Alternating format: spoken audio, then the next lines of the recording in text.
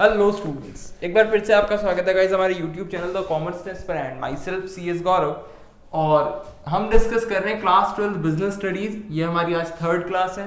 दो क्लासेस हमने क्या क्या डिस्कस किया सर? मैनेजमेंट का मतलब क्या होता है, व्हाट इज मैनेजमेंट, और फीचर्स क्या क्या थे मैनेजमेंट के, एंड साथ ही साथ और क्या डिस्कस किया था कि इंपॉर्टेंस क्या थी मैनेजमेंट की। और लास्ट टॉपिक जो हमने लास्ट क्लास में डिस्कस करके छोड़ा था वो था कि मैनेजमेंट एक साइंस है या आर्ट है।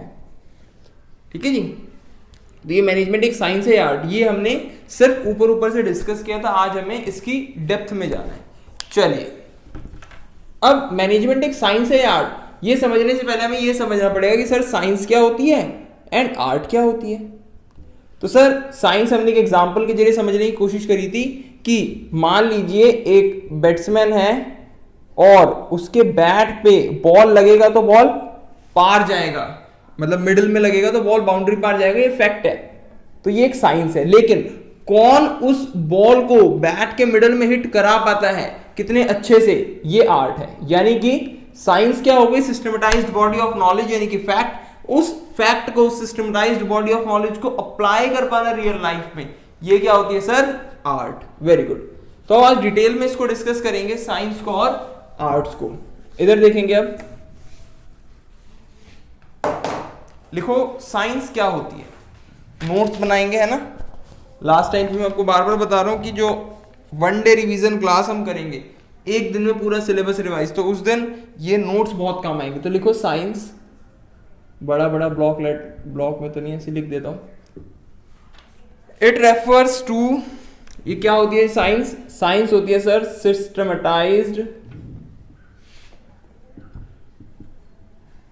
Systematised body of knowledge. ये एक सिस्टमेटाइज्ड यानी कि एक सिस्टम में अरेंज्ड बॉडी ऑफ नॉलेज होती है।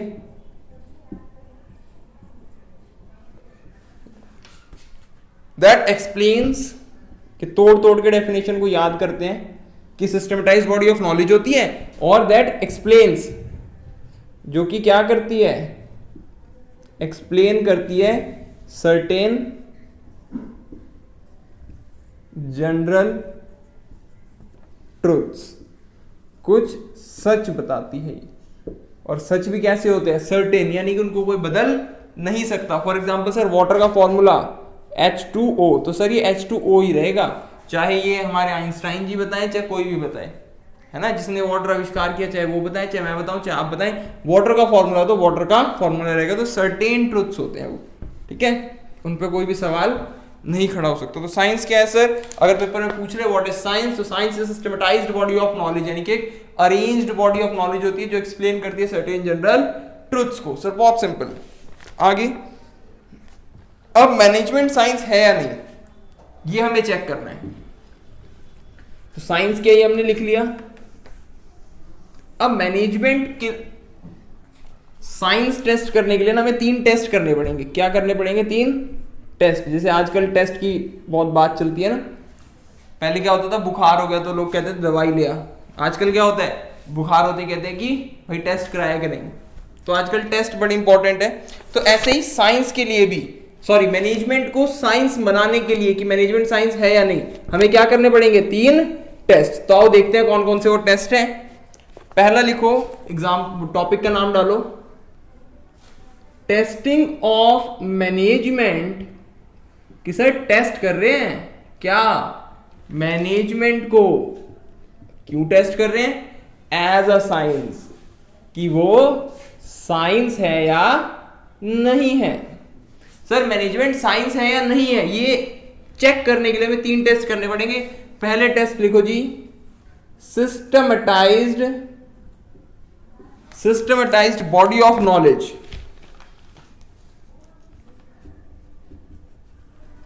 Systematised body of knowledge. Systematised body of knowledge मतलब सर, इसका मतलब क्या है? मैं समझ ही नहीं आया। सुनो जी, साइंस में क्या होता है, एक सिस्टमेटाइज्ड बॉडी ऑफ नॉलेज होती है, यानी कि पूरे तरीके से सर्टेन प्रिंसिपल, सर्टेन ट्रुथ्स पे जो कि बहुत एक्सपेरिमेंट के बाद बने हैं, वो नॉलेज गेन की गई है। मतलब सर नहीं समझ आया, देखो क्या कहते हैं it is necessary for the science to be systematized body of knowledge because it has its own theory and principles. जो क्योंकि इसके क्या होते हैं, अपनी थ्योरी और प्रिंसिपल्स होते हैं which are developed by the experiments over years, जो कि कई सालों के एक्सपेरिमेंट्स के बाद किए गए हैं। तो साइंस में क्या होता है जी, उनके खुद के प्रिंसिपल्स होते हैं और खुद की थियरीज होती हैं साइंस की। अब अगर मैनेजमेंट को भी साइंस बनना है तो मैनेजमेंट के भी क्या होने चाहिए, खुद के प्रिंसिपल्स होने चाहिए और खुद की थ्योरीज होनी चाहिए। और वो प्रिंसिपल्स एंड थ्योरीज कैसे, पूछ के एफबी में मैसेज करा सर एक मैनेजमेंट का प्रिंसिपल बता दो, क्या ऐसे डेवलप क्यों, नहीं, वो मैनेजमेंट के जो प्रिंसिपल्स हैं वो भी कैसे डेवलप होने चाहिए sir, after extensive research and development, R&D होनी चाहिए। नहीं समझ आया बिल्कुल भी, मुझे पता है, ध्यान से सुनो। कह रहे मैनेजमेंट को साइंस प्रूव करना है ना, 3 टेस्ट करो। मैंने कहा कौन कौन से, कहते हैं पहला टेस्ट सुनो, सिस्टमेटाइज्ड बॉडी ऑफ नॉलेज, कि साइंस की जो नॉलेज होती है वो सिस्टमेटाइज्ड होती है, मतलब कि जो साइंस के प्रिंसिपल्स हैं, जो साइंस की थ्योरीज हैं, उन पे बहुत ज़्यादा रिसर्च हुआ है तब जाके वो आई है। तो मैंने कहा अच्छा, तो कह रहे यदि किसी भी चीज़ को साइंस प्रूव करना है तो उसके भी क्या होने चाहिए, वैसे ही प्रिंसिपल्स होने चाहिए, वैसे ही थ्योरीज होनी चाहिए, और वो भी उन पे भी रिसर्च हुआ हो, तभी कोई भी चीज़ साइंस हो सकती है। तो मैंने कहा अच्छा, अगर मैनेजमेंट को मुझे बोलना है साइंस तो मैं क्या करूं, कह रहा अगर आपको मैनेजमेंट को साइंस बोलना है तो प्रूव करो कि उसके भी प्रिंसिपल्स हैं और उसके भी थ्योरीज हैं और उन पे भी रिसर्च हुई है। तो मैंने कहा अच्छा भाई, ऐसे हमने सुना तो है कहीं कहीं। जब आप आगे बढ़ोगे तो आपको मिलेंगे sir 14 principles of management by Henry Fayol, 14 principles, और भी बहुत सारे प्रिंसिपल्स हैं मैनेजमेंट के, खैर लेकिन मेन ये है 14 प्रिंसिपल्स जो मैनेजमेंट के हम पढ़ते हैं। तो मैंने कहा सर प्रिंसिपल्स तो हैं मैनेजमेंट के और अपने अपनी थ्योरीज भी हैं, और ये जो डेवलप हुए हैं ये कई सालों के रिसर्च के बाद ही डेवलप हुए हैं। ऐसे ही फ्योल या जो भी एक्सपर्ट्स हैं उन्होंने ऐसे ही नहीं ये प्रिंसिपल्स ऑफ मैनेजमेंट दे दिए, उन्होंने भी रिसर्च करी है। तो मतलब मैनेजमेंट के पास भी अपने प्रिंसिपल्स, अपनी थ्योरीज हैं। तो यानी कि मैनेजमेंट के पास सिस्टमेटाइज्ड बॉडी ऑफ नॉलेज है।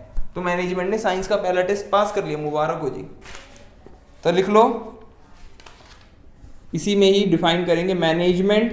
मैं मैनेजमेंट MGMT डॉट लिख रहा हूं, आप पूरा लिख लेना, पेपर में शॉर्ट फॉर्म नहीं चलती। Management is also a systematised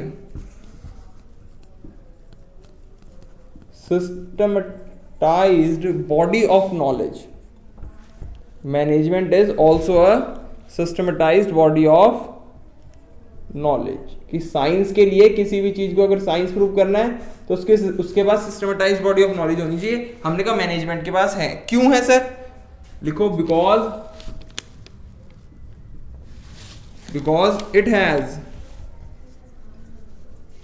because it has its own theories,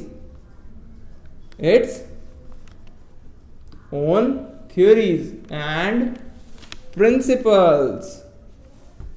क्यों है सर ये सिस्टमेटाइज्ड बॉडी ऑफ नॉलेज? क्योंकि इनकी खुद की थ्योरीज हैं और खुद के प्रिंसिपल्स है। किनकी? मैनेजमेंट की।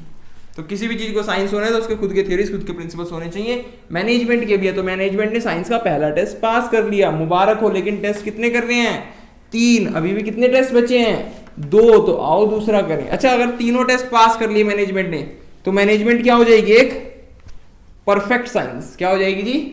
Perfect science. चलिए देखते हैं परफेक्ट साइंस बन पाती है नहीं मैनेजमेंट। दूसरा टेस्ट लिखो जी, दूसरे टेस्ट का नाम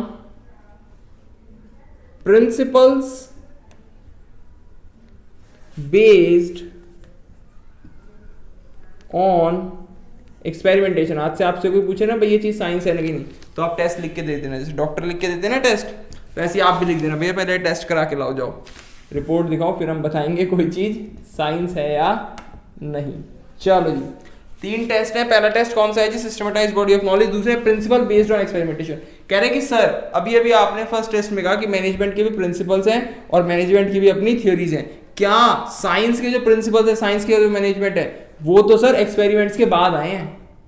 मतलब कि अगर ग्रेविटेशन का प्रिंसिपल आया तो ग्रेविटेशन का प्रिंसिपल सिर्फ जब न्यूटन जी ने देखा कि वो सेब नीचे गिरा तभी का तभी आ गया?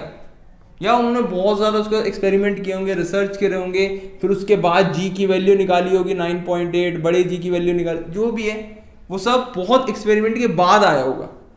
यूं तो नहीं ना कि तुरंत ही एक्सपेरिमेंट करा और तुरंत ही आ गया, नहीं। तो साइंस के जो प्रिंसिपल्स है वो तो बहुत ज्यादा एक्सपेरिमेंट पे बेस्ड होते हैं। क्या मैनेजमेंट के प्रिंसिपल्स भी एक्सपेरिमेंट पे बेस्ड होते हैं? हमने कहा बिल्कुल सर, मैनेजमेंट के प्रिंसिपल्स भी, कहते हैं हाँ मैनेजमेंट के प्रिंसिपल्स भी बहुत ज्यादा एक्सपेरिमेंट पे बेस्ड होते हैं। देखो क्या कह रहा है, after applying this characteristic of science into management we find that development of management took years for the collection of facts and their experiments. मतलब कि इसको भी, मैनेजमेंट के प्रिंसिपल्स को भी डेवलप होने में कई साल लगे और उस पर भी कई एक्सपेरिमेंट हुए। तो यानी कि मैनेजमेंट के प्रिंसिपल्स भी बेस्ड ऑन एक्सपेरिमेंटेशन है सर। मुबारक हो सर, साइंस ने दूसरा टेस्ट भी पास कर लिया, वेरी गुड, बड़े अच्छे परफॉर्म कर रही है साइंस। तो लिख लो, we find that principles of management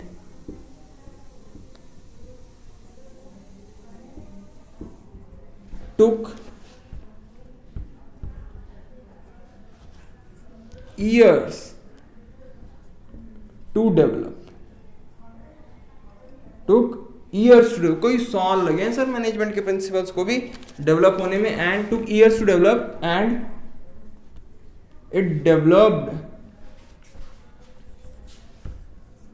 it developed after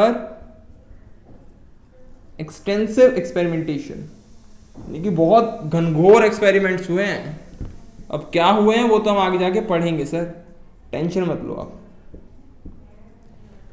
कह रहे हैं principle based on experimentation we find that principles of management took years to develop, बहुत साल लगे हैं sir ji, and it developed after extensive experimentation, इतने सालों के बाद कहीं जाकर क्या डेवलप हुए सर? मैनेजमेंट के प्रिंसिपल्स। तो सर मुबारक हो, साइंस ने दूसरा टेस्ट भी पास कर लिया, सॉरी मैनेजमेंट ने दूसरा टेस्ट भी पास कर लिया, और इसके प्रिंसिपल जो है वो एक्सपेरिमेंट बेस्ड है। वेरी गुड जी, वेरी गुड। देखो इस तरीके से अगर हम लंबा लंबा करके पढ़ेंगे तभी हमें चीजें याद रहेंगी। मैं बार बार कह रहा हूं, यहाँ पे बिजनेस में आपको चीजें क्रैम भी करनी है और एनालाइज भी करनी है, समझनी भी है, ठीक है। लास्ट प्रिंसिपल देखो जी, last test, cross your fingers, भगवान करे ये भी पास कर ले टेस्ट। अगर पास कर लेती है तो जो मैनेजमेंट है वो साइंस हो जाएगी। देखते हैं क्या पास कर पाती है, आइए देखते हैं।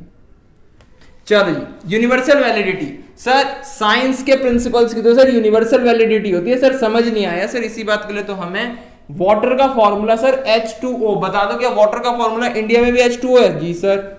सर वाटर का फॉर्मूला युगांडा कंट्री सुनिए ना, क्या युगांडा में भी H2O रहेगा? बिल्कुल सर। वाटर का फॉर्मूला क्या? होनोलुलु, बहुत सारी कंट्रीज है ना, होनोलुलु में भी H2 रहेगा, होनोलुलु में भी H2 रहेगा।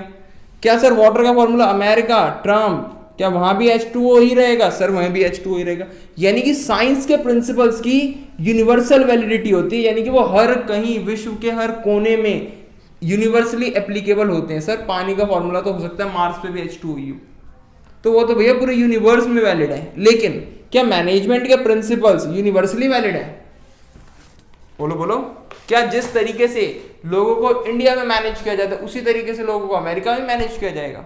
सर एक बात बताएं, यहाँ पे हम बच्चों की बात करें, पीपल एम्प्लॉय को तो छोड़ ही दो, छोटे बच्चों की बात करें तो मम्मी सुबह कैसे उठाती है? आजकल तो खैर सेंसिटिव हो गए हैं, पहले के टाइम पे जब छोटे बच्चे वगैरह तो क्या सुबह उठ के एक लात पड़ती थी ना, या फिर मतलब रैपटा वैपटा पड़ता था। तो मतलब कुल मिला के जो मम्मी होती थी, अगर नहीं पढ़ रहा बच्चा तो क्या करते थे? दनादन दनादन दनादन पिटाई होती थी, खूब सुताई होती थी, मास्टर भी मारते थे। लेकिन आजकल उतना नहीं है। अगर हम बात करें यही सेम चीज अमेरिका में, तो क्या वहां के बच्चों को पिटाई होती है? नहीं सर। वहां पे अगर माता पिता अपने बच्चों को हाथ भी लगा दे तो कई बच्चे केस कर देते हैं।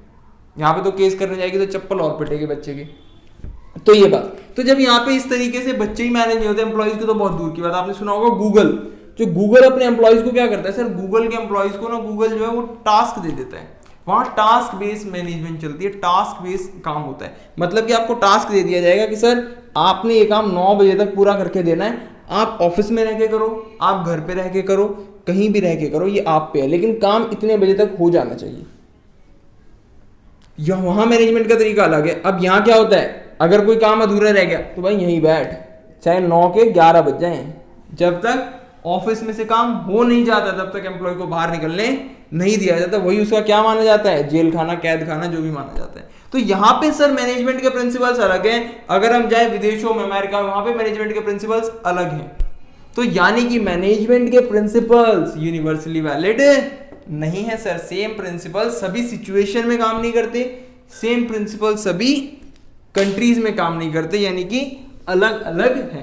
तो अफसोस मैनेजमेंट जो है साइंस का 3rd टेस्ट पास नहीं कर पाई, बड़े दुख के साथ हमें कहना पड़ रहा है। चलिए, होप सो समझ आ गया होगा, बहुत सिंपल है। देखो सीरियस होकर पढ़ते हैं कि यूनिवर्सली वैलिडिटी मतलब बहुत सिंपल सर, यूनिवर्स में वैलिड होता है। लेकिन साइंस के प्रिंसिपल तो यूनिवर्स में वैलिड होते हैं, लेकिन मैनेजमेंट के प्रिंसिपल यूनिवर्स में वैलिड नहीं होते। क्यों नहीं होते सर? क्योंकि वो हर सिचुएशन, हर डेमोग्राफी, हर कंट्री में एक से नहीं होते। तो यहाँ पे लिख लो, management principles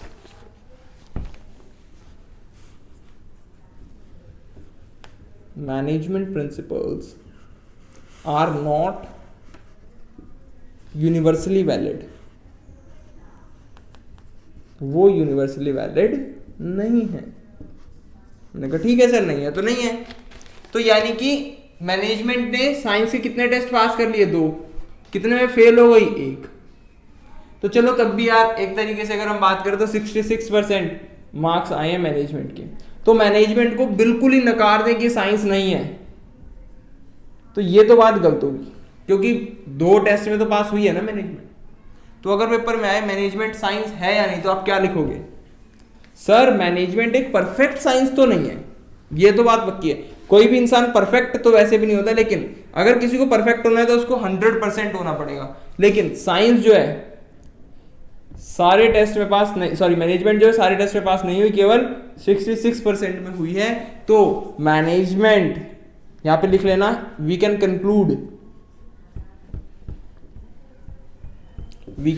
conclude that management is not a perfect science. Perfect science नहीं, ठीक है ना। Management is not a perfect science, comma, it is better to call it applied science। इसको applied science बोला जा सकता है। इसको अप्लाई कर करके देखो, कभी प्रिंसिपल काम करेगा, कभी नहीं करेगा। तो इसको अप्लाइड साइंस बोला जा सकता है, ना कि परफेक्ट साइंस। तो लिख लो, we can conclude management is not a perfect science rather than it is a applied science. चलिए, और एक इंपॉर्टेंट ये लिख लो, कभी कभी पेपर में स्पेसिफिक लाइन आ जाती है, इंपॉर्टेंट लाइन है, लिखो, अर्नेस्ट डेल। पेपर में 1 नंबर का पूछ लेता है, ये एक बार पूछ लिया था तो बच्चा कंफ्यूज हो जाता है। Ernest Dale called management as a soft, बड़ा बड़ा soft science. Ernest Dale ji ने मैनेजमेंट को क्या कहा है? Soft science. एक एक नंबर में कभी पूछ लेते हैं सॉफ्ट साइंस, मैनेजमेंट को सॉफ्ट साइंस किसने कहा है? तो Ernest, ERNEST, Ernest Dale. Ernest Dale ji ने मैनेजमेंट को सॉफ्ट साइंस कहा है, ठीक है जी। चलिए, अब सर बात आती है मैनेजमेंट एज एन आर्ट। मेरे ख्याल से समझ आ गया होगी management as a science. Sir अगर पेपर में आ जाए मैनेजमेंट एज अ साइंस, तो हमें क्या करना है? सिंपल, हमें 3 टेस्ट परफॉर्म करके दिखा देना है, और तीनों टेस्ट में से 2 में पास कर देना है और 1 में फेल कर देना है, यूनिवर्सल वैलिडिटी वाले में, ठीक है। अब आता है बात मैनेजमेंट एज एन आर्ट की। मैनेजमेंट एज आर्ट है कि नहीं? तो सबसे पहले लिखो, आर्ट क्या होता है, बताना क्या होता है सर? प्रैक्टिकल अप्लाई करना नॉलेज को। तो वही कह रहा है, आर्ट मतलब practical application of, practical application of existing knowledge. कि सर आर्ट मतलब किसी भी एग्जिस्टिंग नॉलेज को प्रैक्टिकली अप्लाई करना। बहुत सिंपल, यानी कि आपको ये तो पता है कि बॉल बैट पे लगेगी मिडिल में तो पार जाएगी, लेकिन उसको प्रैक्टिकली अप्लाई करना, बॉल को मिडिल में हिट कराना, एग्जांपल लास्ट क्लास का याद आ रहा है ना, तो वो क्या है, आर्ट। यानी कि आपको मैनेजमेंट के प्रिंसिपल्स तो पता है, लेकिन उस प्रिंसिपल्स को अप्लाई करके आप कितना अच्छा चीजों को मैनेज कर पाते हो, वो है सर आर्ट। तो अब एक वैसे ही बता दो कि मैनेजमेंट आर्ट होगी या नहीं। सर बिल्कुल होगी। क्यों नहीं, क्यों होगी? क्योंकि सर मैनेजमेंट एक आर्ट होगी सर। जितना अच्छा कोई मैनेजमेंट के प्रिंसिपल्स को लगा पाएगा उतना ही अच्छा रिजल्ट आ पाएगा। तो बिल्कुल एग्जिस्टिंग नॉलेज को अप्लाई करना मैनेजमेंट का एक बहुत बड़ा पार्ट है। टेस्ट यहाँ भी होंगे, देखते हैं क्या मैनेजमेंट आर्ट के टेस्ट पास कर पाती है या नहीं। देखो जी, पहला लिखो existence of theoretical knowledge. Art में क्या होती है? आर्ट कहते हैं भाई अगर किसी चीज को आर्ट होना है, लेकिन आर्ट का टेस्ट पास करना, तो उसके पास क्या होनी चाहिए? Existence of theoretical knowledge. क्या होनी चाहिए सर उसके पास? थ्योरेटिकल नॉलेज होनी चाहिए। वेरी गुड, बहुत अच्छे बच्चे हैं। एग्जिस्टेंस ऑफ थ्योरेटिकल नॉलेज, ठीक है जी। चलिए, क्या मैनेजमेंट के पास होती है? बिल्कुल सर, मैनेजमेंट के पास तो आप देख लो थ्योरी है, कितनी सारी बुक्स हैं। एक बार गूगल पे जाके देखो बुक्स रिलेटेड टू मैनेजमेंट, आपको ढेर सारी बुक्स मिलेंगी। तो मैनेजमेंट के पास थ्योरेटिकल नॉलेज है, तो बिल्कुल है। तो लिख लो, management is an art in this context. यानी कि अगर थ्योरेटिकल नॉलेज के बारे में बात करें तो इन दिस कंटेक्स्ट, इस नजरिए से, तो मैनेजमेंट एक आर्ट है। यानी कि इसने पहला टेस्ट पास कर लिया। Management is an art because there are lot of books. Sir बहुत सारी बुक्स है सर, 12वीं में ही सर हमें इतनी मोटी मोटी बुकें पकड़ा दी हैं, और आगे तो पता नहीं कितनी बुक्स होंगी। In this context management is an art because there are lot of books slash theories available on management,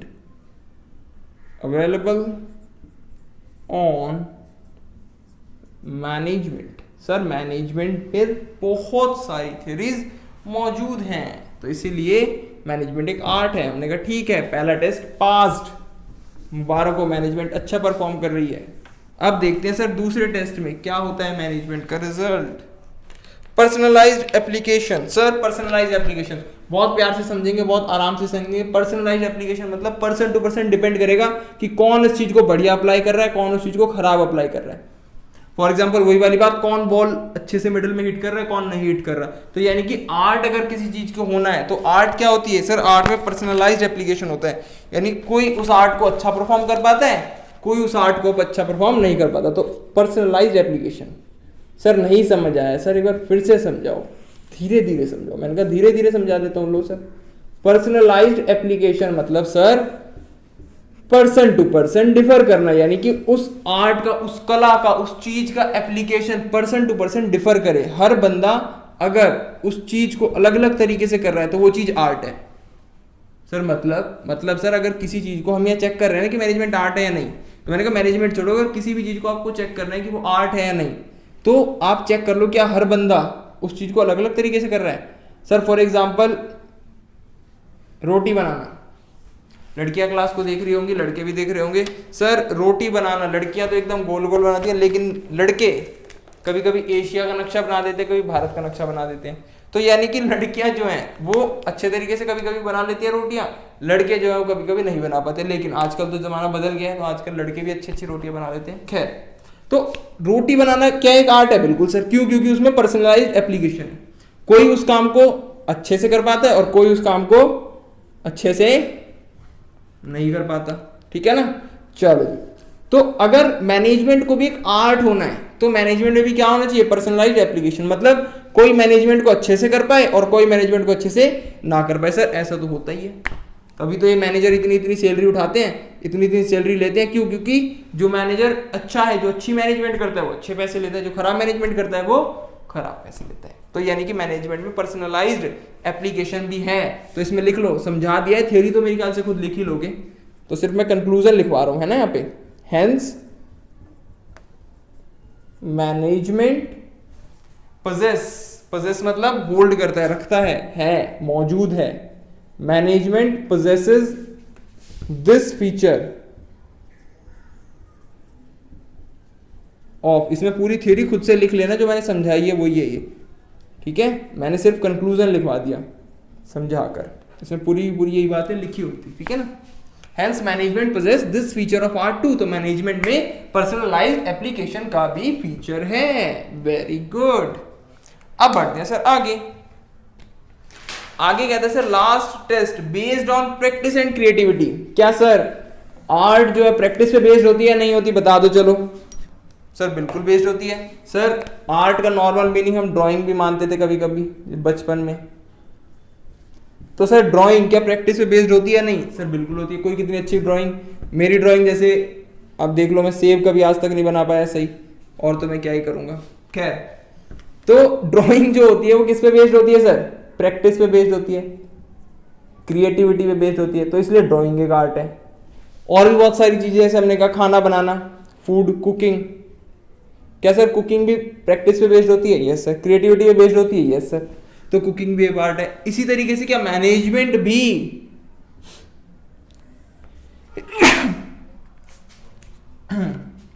sorry, management भी, एक सेकेंड, चलिए, क्या मैनेजमेंट भी प्रैक्टिस पे बेस्ड होती है एंड क्रिएटिविटी पे बेस्ड होती है? जी बिल्कुल, मैनेजमेंट भी प्रैक्टिस पे बेस्ड होती है एंड क्रिएटिविटी पे बेस्ड होती है। तो मैनेजमेंट को भी क्या कहा जाएगा सर? मैनेजमेंट को भी आर्ट ही कहा जाएगा। क्यों? क्योंकि सर अगर आर्ट होनी है किसी चीज को, तो थर्ड टेस्ट उसे पास करना है कि वो बेस्ड हो किस पे? प्रैक्टिस पे, और किस पे बेस्ड हो? क्रिएटिविटी पे। तो लिख लो थर्ड टेस्ट का नाम। नहीं समझ आया तो आप मुझे कमेंट में जरूर बताएं, है ना। वैसे तो आप लोग करते ही नहीं हो कमेंट, कोई बात नहीं, कर दिया करो कभी कभी, मुझे भी अच्छा लगेगा।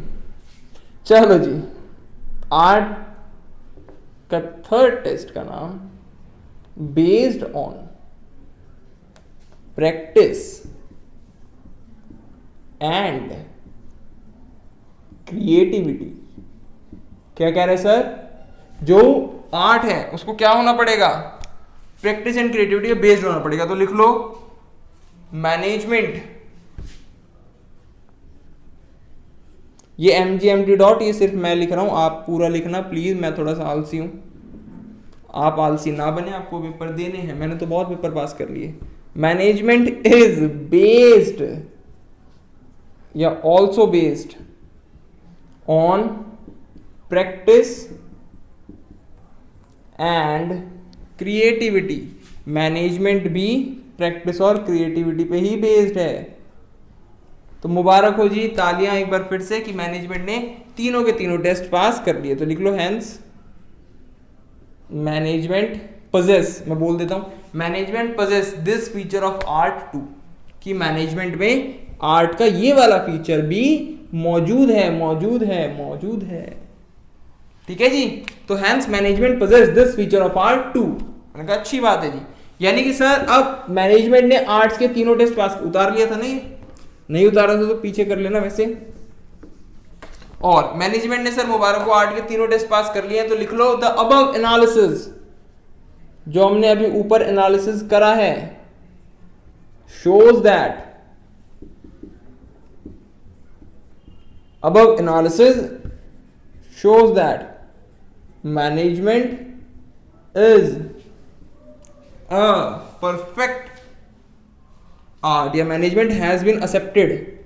सर जो आपकी बुक में लिखा है हम तो वैसे ही लिखवाएंगे, management has been accepted as an art। Sir कहते हैं मैनेजमेंट ने आर्ट के तीनों टेस्ट पास कर लिए, बहुत बहुत मुबारक हो। तो मैनेजमेंट को आर्ट के तौर पे माना जा सकता है। खैर, इस टॉपिक का हमने कंक्लूजन क्या निकाला सर? बहुत सिंपल, कि मैनेजमेंट एक साइंस नहीं है, एक्सेप्टेड अप्लाइड साइंस कह सकते हैं, लेकिन परफेक्ट साइंस नहीं कह सकते। क्या आर्ट है सर? बिल्कुल आर्ट है। 3 टेस्ट साइंस के थे, 3 टेस्ट आर्ट के थे। आपने तीनों टेस्ट को सिंपल याद कर लेना है, और जब भी पेपर में अगर आए साइंस का, तो साइंस के 3 टेस्ट लिख के साइंस को लिख देना।